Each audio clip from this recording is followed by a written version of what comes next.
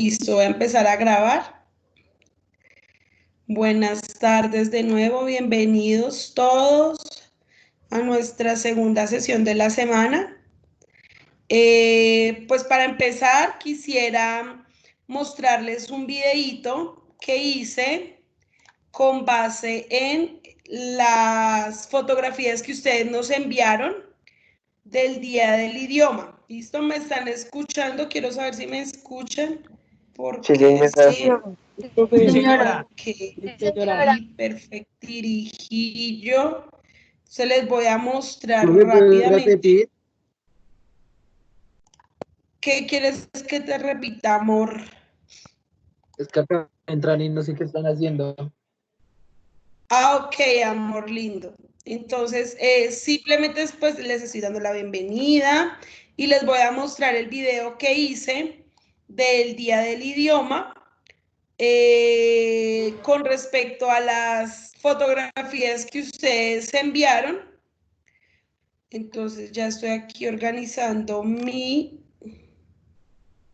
¿Qué proyección. fotografías?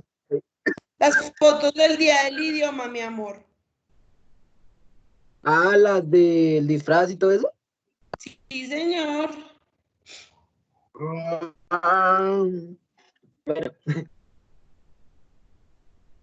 Entonces les voy a mostrar el video cómo quedó. Profe, yo ya lo vi. Ah, sí. Uy, qué pilo. Sí, No, profe, qué eso pena, no está en muestre mudo. eso. ¿Cómo, amor?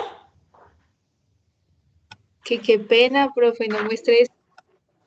Bueno, muéstralo. Obvio. Para eso muéstralo, profe, era. muéstralo.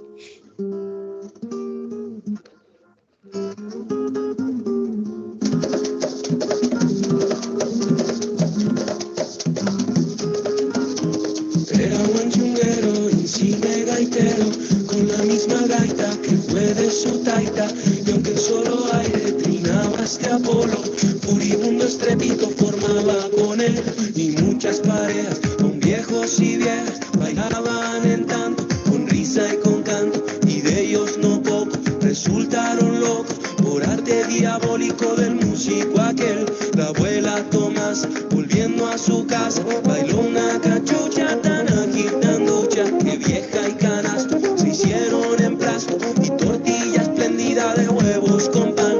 Dicen que un cordero salió maromero y montó en un lobo que andaba bobo, y que aquella vaca que ordeñaba paca armó con el cántaro una de San Juan. Iba en su camino sudando un pollino y dándole palo a su enemigo malo, mas oyó el gaitero y adiós el arriero, adiós carga y látigo, cabestra y chichón, pero no hubo gloria en toda esta historia como la de aquella pastorcita bella, viendo ya encolada toda su manada, balsando alegrísima de la gaita al son. Y al ver a pastora aquel buen chunguero, y oyendo a chunguero la linda pastora, él se hizo pastor, gaitera pastora, él su corderito y ella su cordero.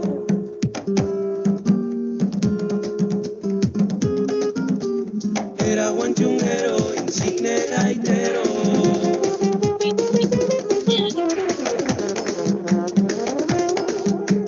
Con la misma gaita que fue de su taita. Era buen chunguero, insigne gaitero. Con la misma gaita que fue de su taita.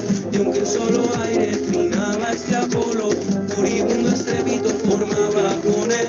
Y muchas parejas, aún viejos y viejas, bailaban en tanto, con risa y con canto, y de ellos no pocos resultaron locos, por arte diabólico del músico aquel. La abuela Tomás, volviendo a su casa, bailó una cachucha tan agitanducha, que vieja y canas se hicieron en plasto, y tortillas prendidas de huevos con pan.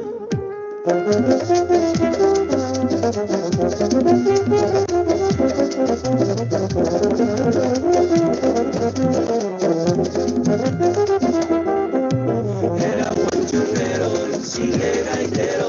Era buen chunguero. misma gaita que fue de su taita, la misma gaita que fue de su taita. Insigne gaitero, ay que insigne gaitero, la misma gaita que fue de su taita, la misma gaita que fue de su taita.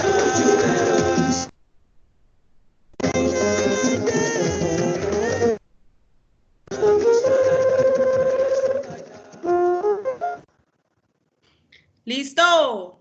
¿Qué tal? ¿Cómo les pareció? ¿Qué es eso, profe? El ¿Cómo video de así las que qué es fotos. eso? ¿Cómo así que qué es eso? Sí, Video. acaba de llegar.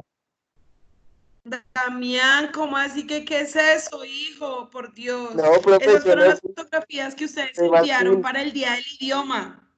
¿Cómo me dijo, profe? Damián, ¿no era el que estaba hablando, Damián? ¿Quién eres? No, profe, fue Martín. Ah, vea pues, Ah, profe. no, es Martín, perdón, Martín. Pero si ahí Profe, aparecías tú, pero es que yo llegué tarde y no me alcancé. No, ¿cómo va a poner esa foto, profe? Ay, pero si fueron las que ustedes enviaron. yo no sabía que eso iba a ver para video, profe. Obvio, la idea era que todo el mundo lo supiera. Quedó lindo. No. Yo retomé la música que Nos boleteó puse. ahí, profe. No, se ven Profe, nos dejó lindos. en Ya aparecen ridículo, en incluso ridículo. en el periódico. Aparecen en el periódico del colegio y todo, y en el Facebook. No, profe, No. ¿Cómo así, profe? No. profe, que ¿usted salga por qué en nos Instagram. boletea de esta forma, profe? ¿Qué le pasa, profe? La acepto al Muy curso, pero ya el lindo. periódico, el colegio y el Facebook no, profe. Una cosa es el curso, otra cosa es en el Facebook, profe. No se preocupe que mi canal de YouTube ya tengo hartos seguidores, ya mucha gente los ha visto. No, profesora, qué pena. No, Profe, quedaron pero muy lindos. La música que usé fue un homenaje que hicieron varios artistas colombianos a Rafael Pombo. Entonces, digamos que en este caso usé una canción de Cabas que él hizo y he utilizado varias como artistas como Aterciopelados, Juanes, Verónica Orozco, entre otros, que hicieron un homenaje muy bonito a algunos cuentos de Rafael Pombo. Entonces, digamos que la música es muy jocosa y muy jovial, precisamente porque están homenajeando a Rafael Pombo, entonces me pareció muy bonito. Entonces, no se preocupen, ustedes son los máses, ya son famosos. Listo, mis amores. La clase anterior, el lunes, quedamos en la lectura de Gato Negro. ¿En qué parte quedamos? después de que le sacaba el ojo al gato. Listo, entonces vamos a continuar con la lectura porque vamos a hacer, vamos a ver un cortometraje y vamos a hacer un análisis bien interesante de lo que es la obra de Edgar Allan Poe, ¿listo? Entonces aquí ya les estoy compartiendo en pantalla el texto. Esta es una adaptación una traducción que se hizo, está en una plataforma o en una página que se llama Ciudad Seba, que ellos se caracterizan por tener pues cuentos de grandes cuentistas y grandes narradores de no solamente de América, sino a nivel mundial, ¿listo? Entonces quedamos en la parte donde decía que le había sacado el ojo a nuestro gatico. Dice así, el gato, entre tanto mejoraba poco a poco. Cierto que la órbita donde faltaba el ojo presentaba un horrible aspecto, pero el animal no parecía sufrir ya. Se paseaba como de costumbre por la casa, aunque, como es de imaginar, huía aterrorizado al verme. Me quedaba aún bastante de mi antigua manera de ser para sentirme agraviado por la evidente antipatía de un animal que alguna vez me había querido tanto. Pero ese sentimiento no tardó en ceder paso a mi irritación, a la irritación. Y entonces, para mi caída final e irrevocable, se presentó el espíritu de la perversidad. La filosofía no tiene en cuenta ese espíritu y, sin embargo, tan seguro estoy de que mi alma existe como de que la perversidad es uno de los impulsos primordiales del corazón humano, una de las facultades primarias invisibles, uno de los sentimientos que dirigen el carácter del hombre. ¿Quién no se ha sorprendido a sí mismo 100 veces en momentos en que cometía una acción tonta o malvada por la simple razón de que no debía cometerla? ¿No hay en nosotros una tendencia permanente que enfrenta descaradamente al buen sentido, una tendencia a transgredir lo que constituye la ley por solo el hecho de serlo? Ese espíritu de perversidad se presentó, como he dicho, en mi caída final. Y el insondable anhelo que tenía mi alma de vejarse a sí misma, de violentar su propia naturaleza, de hacer mal por el mal mismo, me incitó a continuar y finalmente a consumar el suplicio que había infligido a la inocente bestia. Una mañana, obrando a sangre fría, le pasé un lazo por el pescuezo y lo ahorqué en la rama de un árbol. Lo ahorqué mientras las lágrimas manaban de mis ojos y el más amargo remordimiento me apretaba el corazón. Lo ahorqué porque recordaba que me había querido y porque estaba seguro de que no me había dado motivo para matarlo. Lo ahorqué porque sabía que al hacerlo cometía un pecado mortal que comprometería mi alma hasta llevarla, si eso fuera posible, más allá del alcance de la infinita misericordia de Dios, más misericordioso y más terrible. La noche de aquel mismo día en que cometí tan cruel acción me despertaron gritos de incendio. Las cortinas de mi cama eran una llama viva y toda la casa estaba ardiendo. Con gran dificultad pudimos escapar de la conflagración, mi mujer, un sirviente y yo. Todo quedó destruido, mis bienes terrenales se perdieron y desde ese momento tuve que resignarme a la desesperanza. No incurriré en la debilidad de establecer una relación de causa y efecto que el desastre y mi criminal acción, entre el desastre y mi criminal acción, pero estoy detallando una cadena de hechos y no quiero dejar ningún eslabón incompleto. Al día siguiente del incendio acudí a visitar las ruinas. Salvo una, las paredes se habían desplomado. La que quedaba en pie era un tabique divisorio de poco espesor situado en el centro de la casa y contra el cual se apoyaba antes la cabecera de mi lecho. El enlucido había quedado a salvo de la acción del fuego, cosa que atribuía a su reciente aplicación. Una densa muchedumbre habíase reunido frente a la pared y varias personas parecían examinar parte de la misma con gran atención y detalle. Las palabras extraño, curioso y otras similares excitaron mi curiosidad. Al aproximarme vi que en la blanca superficie, grabada como un bajo relieve, aparecía la imagen de un gigantesco gato. El contorno tenía una nitidez verdaderamente maravillosa. Había una soga alrededor del pescuezo del animal. Al descubrir esta aparición, ya que no podía considerarla otra cosa, me sentí dominado por el asombro y el terror, pero la reflexión vino luego en mi ayuda. Recordé que había ahorcado al gato en un jardín contiguo a la casa. Al producirse la alarma del incendio, la multitud había invadido inmediatamente el jardín. Alguien debió de cortar la soga y tirar al gato en mi habitación por la ventana abierta. Sin duda, había tratado de despertarme en esa forma. Probablemente la caída de las paredes comprimió a la víctima de mi crueldad contra el enlucido recién aplicado, cuya cal, junto con la acción de las llamas y el amoníaco del cadáver, produjo la imagen que acababa de ver.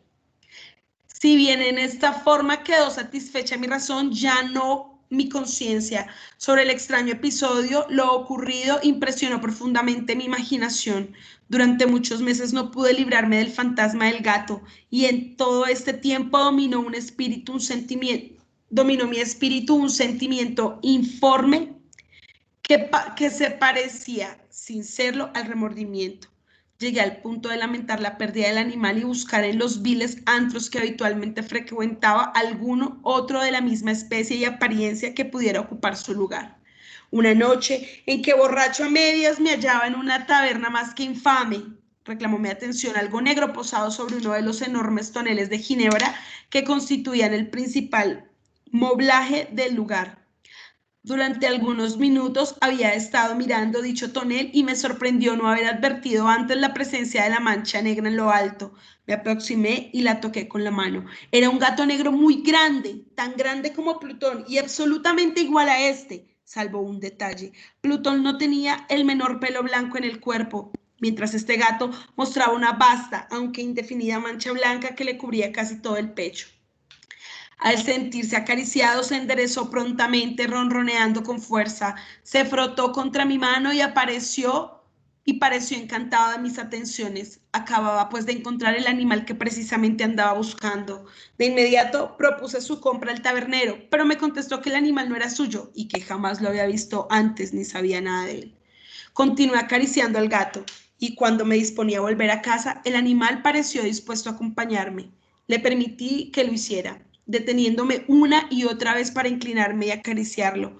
Cuando estuve en casa, se acostumbró a ella de inmediato y se convirtió en el gran favorito de mi mujer. Por mi parte, pronto sentí nacer en mí una antipatía hacia aquel animal. Era exactamente lo contrario de lo que había anticipado, pero sin que pueda decir cómo ni por qué, su marcado cariño por mí me disgustaba y me fatigaba. Gradualmente el sentimiento de disgusto y fatiga creció hasta alcanzar la amargura del odio. Evitaba encontrarme con el animal. Un resto de vergüenza y el recuerdo de mi crueldad de antaño me daban maltrato. Durante algunas semanas me abstuve de pegarle o de hacerlo víctima de cualquier violencia, pero gradualmente, muy gradualmente, llegué a mirarlo con inexplicable odio y a huir en silencio de su detestable presencia, como si fuera una emanación de la peste. Lo que sin duda contribuyó a aumentar mi odio fue descubrir a la mañana siguiente de haberlo traído a casa que aquel gato, igual que Plutón, era tuerto. Esta circunstancia, precisamente, la que hizo más grato a mi mujer, quien, como ya dije, poseía en alto grado esos sentimientos humanitarios que alguna vez había sido mi rasgo definitivo y la fuente de mis placeres más simples y más puros. El cariño del gato por mí parecía aumentar en el mismo grado que mi aversión. Seguía mis pasos con una pertinencia que me costaría hacer entender al lector. Donde quiera que me sentara, venía a ovillarse bajo mi silla y saltaba a mis rodillas, prodigándome sus odiosas caricias. Si echaba a caminar, se metía entre mis pies amenazando con hacerme caer, o bien clavaba sus largas y afiladas uñas en mis ropas para poder trepar hasta mi pecho. En esos momentos, aunque ansiaba aniquilarlo de un solo golpe, me sentía paralizado por el recuerdo de mi primer crimen, pero sobre todo, quiero confesarlo ahora mismo, por un espantoso temor al animal. Aquel temor no era precisamente miedo de un mal físico y sin embargo me sería imposible definirlo de otra manera. Me siento casi avergonzado de reconocer, sí, aún en esta celda de criminales, me siento casi avergonzado de reconocer que el terror, el espanto que aquel animal me inspiraba era intensificado por una de las más insensatas quimeras que sería dado concebir. Más de una vez mi mujer me había llamado la atención sobre la forma de la mancha blanca de la cual ya he hablado y que constituía la única diferencia entre el extraño animal y el que yo había matado. El lector recordará que esta mancha, aunque grande, me había parecido al principio de forma indefinida, pero gradualmente, de manera tan imperceptible que mi razón luchó durante largo tiempo por rechazarla como fantástica, la mancha fue asumiendo un contorno de rigurosa precisión. Presentaba ahora algo que me estremezco al nombrar y por ello odiaba, temía y hubiera querido librarme del monstruo si hubiera sido capaz de atreverme. Representa, digo, la imagen de una cosa atroz, siniestra, la imagen del patíbulo, oh lúgubre y terrible máquina de horror y crimen, de la agonía y de la muerte. Abro paréntesis, un patíbulo es una horca. ¿Listo? Hasta ahí vamos entendiendo un poquitico. Alguien que quiera hablar y contarme qué hemos leído hasta ahora. Va a tocar hacer quiz al final. Profe, que él no podía volver como a mirar al gato que tenía, entonces decidió matarlo y después se quemó la casa y le dejaron el gato que estaba colgado en el árbol, se lo dejaron en el cuarto de él. Y después encontró un gato igual pero con una mancha blanca. Muy bien, qué pilo de Mian, gracias. Listo, él decide asesinar a Plutón, que era su gato, su animal predilecto, y después se quema la casa y pareciera como si alguien hubiera puesto el cadáver del gato en una pared, pero era como una mancha que aparecía después de que terminó el fuego. Él estaba un poco agobiado por la situación y empezó, digamos, con gran remordimiento a buscar un animal que se le pareciera, y una noche en un bar, mientras estaba tomándose unas copas, recordemos que él se había vuelto muy alcohólico, encontró un gato que se parecía mucho a Plutón y él se lo llevó para la casa. Ese gato tenía, a diferencia de Plutón, una mancha blanca en el pecho, pero él como que nunca le había tomado mayor importancia hasta que una vez se dio cuenta que la mancha que él tenía simulaba una horca, ¿cierto? Era como una asociación que se hacía entre el crimen que él había cometido con Plutón y este nuevo gato. Continuemos. Bien. Me sentí entonces más miserable que todas las miserias humanas. Pensar que una bestia cuyo semejante había yo destruido desdeñosamente, una bestia era capaz de producir tan insoportable angustia en un hombre creado a imagen y semejanza de Dios. Ay, ni de día ni de noche pude ya gozar de la bendición del reposo. De día aquella criatura no me dejaba un instante solo. De noche despertaba hora a hora de los más horrorosos sueños para sentir el ardiente aliento de la cosa en mi rostro y su terrible peso, pesadilla encarnada de la que no me era posible despertarme, apoyado eternamente sobre mi corazón. Bajo el agobio de tormentos semejantes sucumbió en mí lo poco que me quedaba de bueno. Solo los malos pensamientos disfrutaban ya de mi intimidad, los más tenebrosos, los más perversos pensamientos. La melancolía habitual de mi humor creció hasta convertirse en aborrecimiento de todo lo que me rodeaba y de la entera humanidad. Y mi pobre mujer, que de nada se quejaba, llegó a ser la habitual y paciente víctima de los repentinos y frecuentes arrebatos de ciega cólera a que me abandonaba. Cierto día, para cumplir una tarea doméstica, me acompañó al sótano de la vieja casa donde nuestra pobreza nos obligaba a vivir. El gato me siguió mientras bajaba la empinada escalera y estuvo a punto de tirarme cabeza abajo, lo cual me exasperó hasta la locura. Alzando una hacha y olvidando en mi rabia los pueriles temores que hasta entonces habían detenido mi mano, descargué un golpe que hubiera matado instantáneamente al animal de haberlo alcanzado, pero la mano de mi mujer detuvo su trayectoria. Entonces, llevado por su intervención a una rabia más que demoníaca, me zafé de su brazo y le hundí el hacha en la cabeza. Sin un solo quejido, cayó muerta a mis pies. Cumplido este espantoso asesinato, me entregué al punto y con toda sangre fría a la tarea de ocultar el cadáver. Sabía que era imposible sacarlo de la casa, tanto de día como de noche, sin correr el riesgo de que algún vecino me observara. Diversos proyectos cruzaron mi mente. Por un momento pensé en descuartizar el cuerpo y quemar los pedazos. Luego se me ocurrió cavar una tumba en el piso del sótano. Pensé también, si no convenía, arrojar el cuerpo al pozo del patio y meterlo en un cajón como si se tratara de una mercadería común y llamar a un mozo de cordel para que lo retirara de la casa. Pero al fin di con lo que me pareció el mejor expediente y decidí emparedar el cadáver en el sótano, tal como se dice que los monjes de la Edad Media emparedaban a sus víctimas. El sótano se adaptaba bien a este propósito. Sus muros eran de material poco resistente y estaban recién revocados con un mortero ordinario que la humedad de la atmósfera no había dejado endurecer. Además, en una de las paredes se veía la saliencia de una falsa chimenea, la cual había sido rellenada y tratada el resto del sótano. Sin lugar a dudas, sería muy fácil sacar los ladrillos en esa parte, introducir el cadáver y tapar el agujero como antes, de manera que ninguna mirada pudiese descubrir algo sospechoso.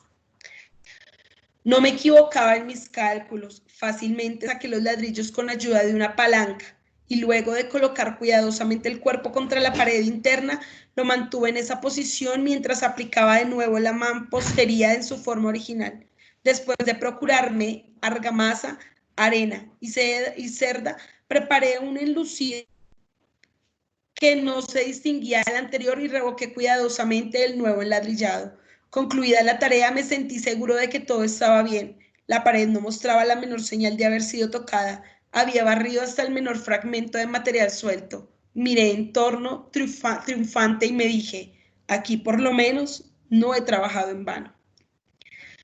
Mi paso siguiente consistió en buscar a la bestia causante de tanta desgracia, pues al final me había decidido a matarla. Si en aquel momento el gato hubiera surgido ante mí, su destino habría quedado sellado, pero por lo visto el astuto animal, alarmado por la violencia de mi primer acceso de cólera, se cuidaba de aparecer mientras no cambiara mi humor. Imposible describir o imaginar el profundo, el maravilloso alivio que la ausencia de la detestada criatura trajo a mi pecho. No se presentó aquella noche y así por primera vez desde su llegada a la casa pude dormir profunda y tranquilamente. Sí, pude dormir aún con el peso del crimen sobre mi alma. Pasaron el segundo y el tercer día y mi atormentador no volvía. Una vez más respiré como un hombre libre. Aterrado el monstruo había huido de casa para siempre. Ya no volvería a contemplarlo. Gozaba de una suprema felicidad y la culpa de mi negra acción me preocupaba muy poco. Se practicaron algunas averiguaciones a las que no me costó mucho responder. Incluso hubo una perquisición en la casa, pero naturalmente no se descubrió nada. Mi tranquilidad futura me parecía asegurada. Al cuarto día del asesinato, un grupo de policías se presentó inesperadamente y procedió a una nueva y rigurosa inspección. Convencido de que mi escondrijo era impenetrable, no sentí la más leve inquietud. Los oficiales me pidieron que los acompañara en su examen. No dejaron hueco ni rincón sin revisar. Al final, por tercera o cuarta vez, bajaron al sótano. Lo seguí sin que me temblara un solo músculo. Mi corazón latía tranquilamente como el de aquel que duerme en la inocencia. Me pasé de un lado al otro del sótano. Había cruzado los brazos sobre el pecho y andaba tranquilamente de aquí para allá. Los policías estaban completamente satisfechos y se disponían a marcharse. La alegría de mi corazón era demasiado grande para reprimirla. Ardía en deseos de decirles por lo menos una palabra como prueba de triunfo y confirmar doblemente mi inocencia. Caballeros, dije por fin, cuando el grupo subía la escalera. Me alegra mucho de haber disipado sus sospechas. Les deseo felicidad y un poco más de cortesía. Dicho sea de paso, caballeros, esta casa es muy bien construida. En mi frenético deseo de decir alguna cosa con naturalidad, casi no me daba cuenta de mis palabras. Repito que es una casa de excelente construcción. Estas paredes, ¿ya se marchan ustedes, caballeros? Tienen una gran solidez. Y entonces, arrastrado por mis propias bravatas, golpeé fuertemente con el bastón que llevaba en la mano sobre la pared del enladrillado tras del cual se hallaba el cadáver de la esposa de mi corazón. Que Dios me proteja y me libre de las garras del archidemonio. Apenas había cesado el eco de mis golpes cuando una voz respondió desde dentro de la tumba. Un quejido sordo y entrecortado al comienzo, semejante al sollozar de un niño que luego creció rápidamente hasta convertirse en un largo, agudo y continuo alarido anormal, como inhumano, un aullido, un clamor de lamentación, mitad horror, mitad triunfo, como solo puede haber brotado en el infierno de la garganta de los condenados en su agonía y de los demonios exultantes en la condenación. Hablar de lo que pensé en ese momento sería locura. Presa de vértigo, fui tambaleándome hasta la pared opuesta. Por un instante el grupo de hombres en la escalera quedó paralizado por el terror. Luego una docena de robustos brazos atacaron la pared. Se cayó de una pieza. El cadáver, ya muy corrompido y manchado de sangre coagulada, apareció de pie ante los ojos de los espectadores. Sobre su cabeza, con la roja boca abierta y el único ojo como de fuego, estaba agazapada la horrible bestia cuya astucia me había inducido al asesinato y cuya voz delatadora me entregaba al verdugo. Había emparedado al monstruo en la tumba. ¿Listo? ¿Qué tal? Buenas. ¿Siguen ahí? Pues yo tengo una pregunta. Dime, bebé. No entendí bien esa última parte. O sea, digamos, el señor mató a la esposa, ¿sí? Sí. Y ahí a lo último dice que había la bestia, entonces, ¿había enterrado ahí al gato o qué pasó ahí? No entendí. ¿Alguien puede responderle la pregunta a Daniel? ¿Alguien entendió un poco más? Es decir, ¿alguien quiere responderle a Daniel? No, profe, yo Bueno, tampoco entendí. ninguno entendió, Dios mío, tan mal leo yo. No, profe, yo estoy igual que ellos dos. Listo, escúchenme. Resulta que, bueno, ellos se fueron obviamente a vivir a una casa mucho más pequeña y humilde porque la casa en la que vivían, recordemos que se había quemado. Entonces, un día él iba bajando hacia el sótano y el gato se le atravesó y lo hizo casi que caer, ¿sí?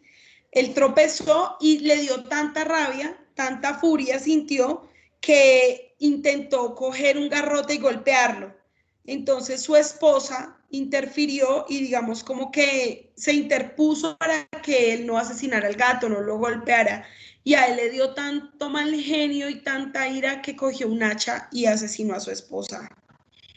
Una vez cometido el asesinato, pues él, muy a sangre fría, pensando en qué hacer con el cadáver, decidió emparedarlo en la pared, que es una costumbre antigua que se usaba mucho en la Edad Media, donde cogían a los cadáveres y los metían en la pared. Él abrió un hueco y metió a su esposa, puso ladrillo, cemento, volvió y organizó bien bonito y ya, como si nada hubiera pasado. Unos días después llegó la policía y él los invitó a pasar al sótano. Los policías se dieron cuenta que ahí no había ocurrido nada, que todo estaba como muy normal y él empezó como a querer demostrarle a las personas que estaban ahí que todo era perfecto y empezó a decir como, pero por favor desen cuenta lo maravilloso que, lo bien construida que está esta casa, tiene unas paredes muy sólidas y cogió un bastón y golpeó la pared se derrumbó y cayó el cadáver de la esposa. Y cuando él, digamos que cuando se estaba derrumbando la pared, él oyó un gemido que venía de adentro de la pared. Pues resulta que él había emparedado a la mujer y al gato al mismo tiempo, por eso el gato no aparecía y él duró tantos días buscándolo. Entonces, en esa parte, cuando él se refiere a la bestia, se refiere al animal, al gato. ¿Entendido? ¿Mejor Ahora o sí. peor? Mejor, profe. Ah. Mejor. Y ahora sí, Listo, es que el cuento es genial, pero hay que leerlo con detenimiento. Listo, vamos a escuchar y a ver esta animación del gato negro. Es un cortometraje animado que se hizo sobre este cuento de Edgar Allan Poe.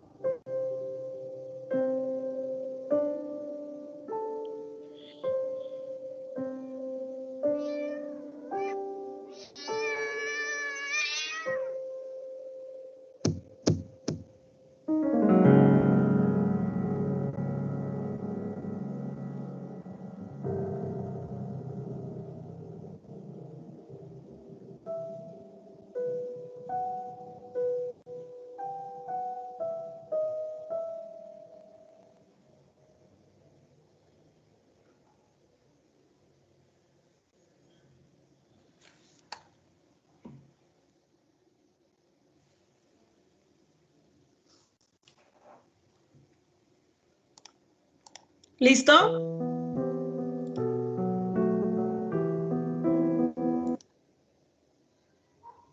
Bien. ¿Mejor? Claro que sí, muchísimo mejor, ¿verdad? Buenas. Sí, señora. Listo. Bien. Si nos damos cuenta un poco, la literatura de Edgar Allan Poe, quien es el padre de la literatura negra, de la literatura policíaca, del romanticismo además, aunque lo veamos desde una perspectiva de la muerte y la melancolía, lo lúgubre, es una literatura bastante gótica, bastante oscura, y hace alusión a precisamente uno de los grandes conceptos y grandes características del romanticismo, que era esa melancolía y esa oscuridad, ¿no? Yo ya les he dicho la importancia de desvirtuar el concepto romántico de el detalle, la rosa y el chocolate y cambiarlo por el próximo, que es el real, el más próximo, y es ese romanticismo libertario, ese romanticismo melancólico, ese romanticismo amante de la muerte, sacrílego, y creo que Edgar Allan Poe es una de las grandes figuras de este género y por supuesto el padre de la literatura negra y del microrrelato. Perdón, ¿alguien quiere dar una opinión o hablar algo acerca de lo que acabamos de ver y de lo que acabamos de leer? No los oigo. Buenas. ¿Nadie? Muy bien. Ustedes están muy calladitos hoy. Listo, mis amores bellos. Entonces va a aparecer en Moodle un pequeñísimo taller, un pequeñito taller, un pequeño cuestionario acerca de lo que hemos leído de la lectura de Edgar Allan Poe. Listo. Quisiera contarles, vamos a abordar algunos de los autores de manera paulatina para que pues tengamos como la diferencia entre uno y otro, ¿no? Los Simpson, que también han hecho unos grandes homenajes a Edgar Allan Poe, han recreado varias de las, esperen un segundito, han recreado varios de los libros o algunas de las historias de Edgar Allan Poe, entonces les voy a mostrar una que para mí es el cuento más importante, digamos el poema que hizo grande entre los grandes a Edgar Allan Poe. Entonces les voy a mostrar una parte. Aquí. Del Cuervo.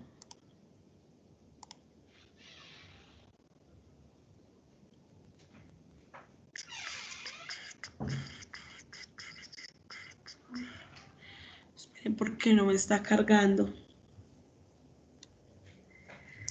Está pensando.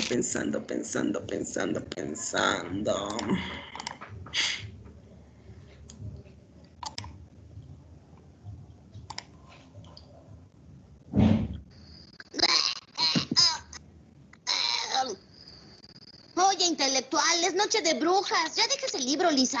Para tu información, voy a leer un clásico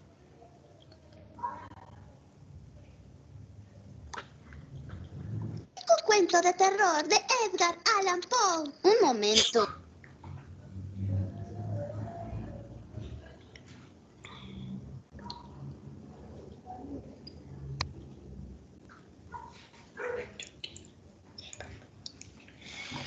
Oh, por Dios. Mi internet estaba fallando.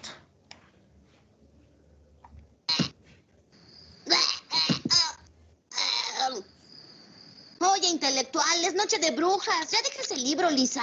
Para tu información, voy a leer un clásico cuento de terror de Edgar Allan Poe. Un momento. Ese es un libro de escuela. Descuida, no vas a aprender nada. Se llama El Cuervo. Al filo de una lúgubre medianoche, mientras débil y cansado. En tristes reflexiones embebido, inclinado sobre un viejo y raro libro de olvidada ciencia, cabeceando, casi dormido, oyóse de súbito un leve golpe. Como si suavemente tocaron a la puerta de mi cuarto.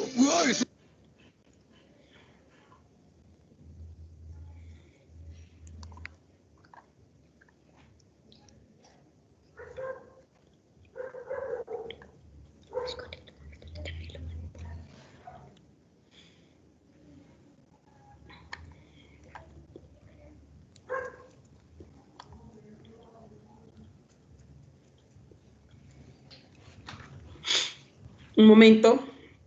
Fallas técnicas. Perdón.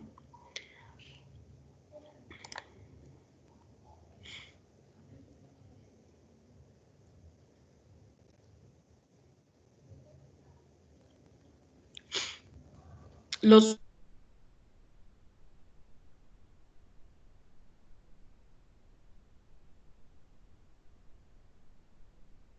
my God.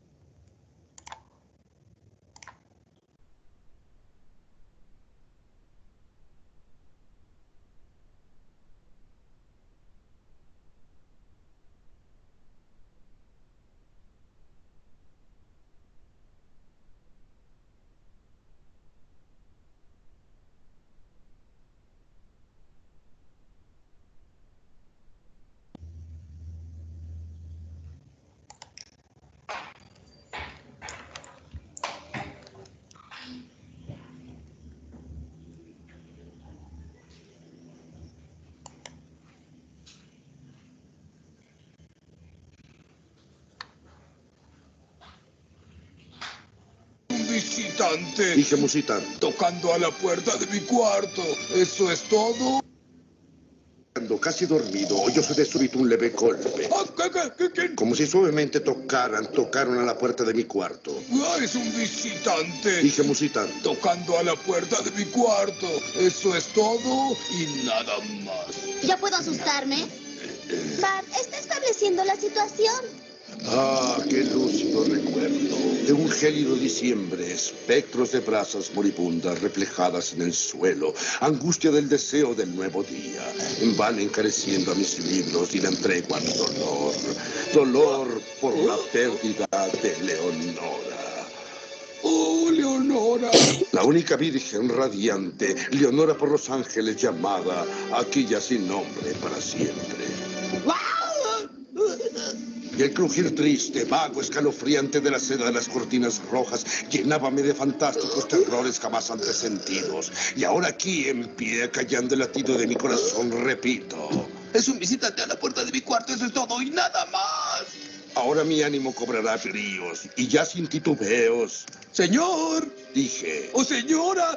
En verdad, vuestro perdón imploro. Mas el caso es que adormilado cuando vinisteis a tocar, tan quedo vinisteis a llamar a la puerta de mi cuarto, que apenas pude creer que os oía. Y entonces abrí de par en par la puerta. Más vale que esto sea bueno. Oscuridad y nada más. ¿Sabes que me hubiera asustado de verdad? ¿Qué? Cualquier cosa. Vuelto a mi cuarto, mi alma toda abrazándose dentro de mí, no tardé en oír de nuevo tocar con mayor fuerza. Ciertamente algo sucede en mi ventana. Veré pues lo que sucede penetrando así en el misterio. De un golpe abrí el portillo y con suelas de alas entró un majestuoso cuervo de los santos días idos, sin asomos de reverencia. En un instante quedo, y con aires de gran señor o de gran dama fue a posarse en el busto de Palas sobre el dintel de mi puerta. Posado inmóvil y nada más.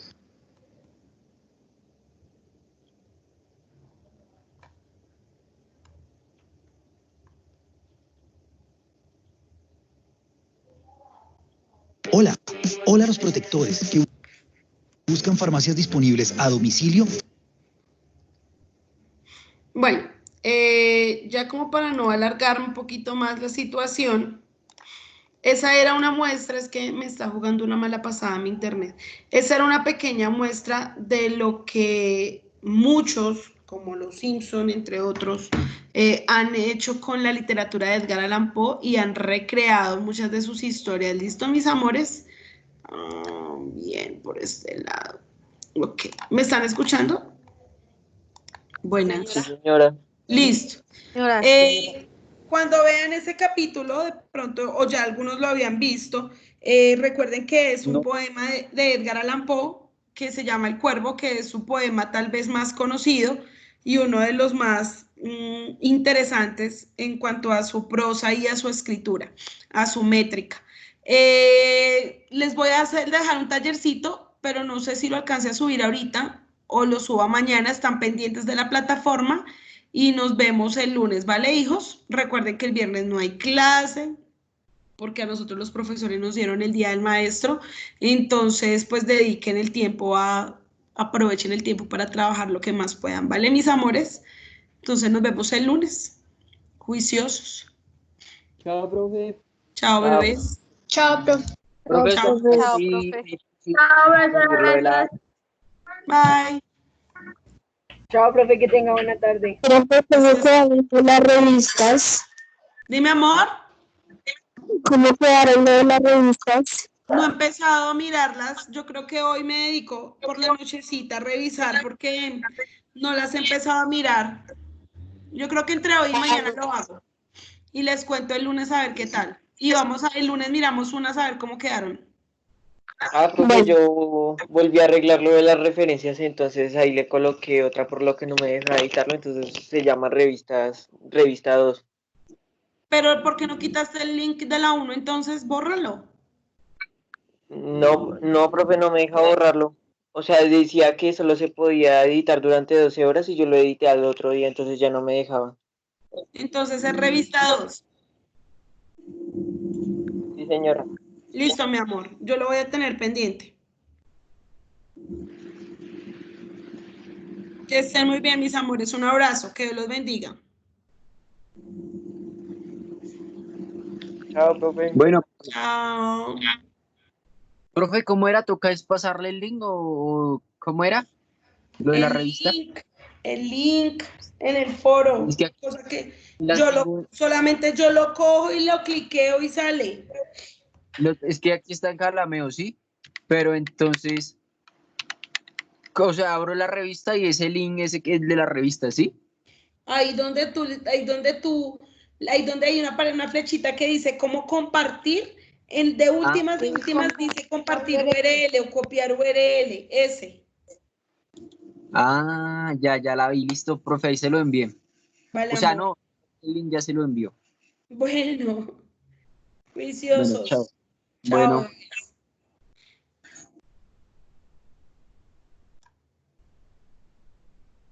Muy